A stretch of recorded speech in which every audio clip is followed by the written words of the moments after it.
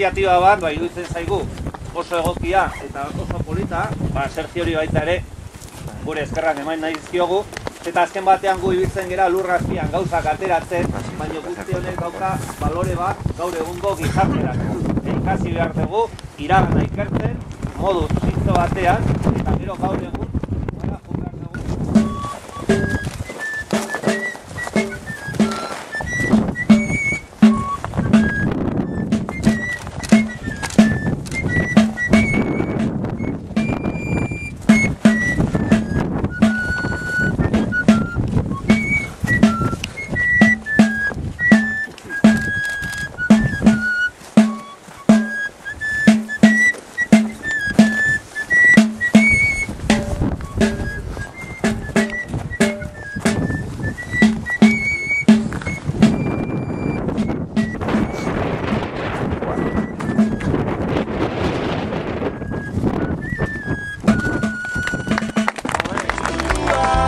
Nafarroa, historia ezkutua, Nafarroa.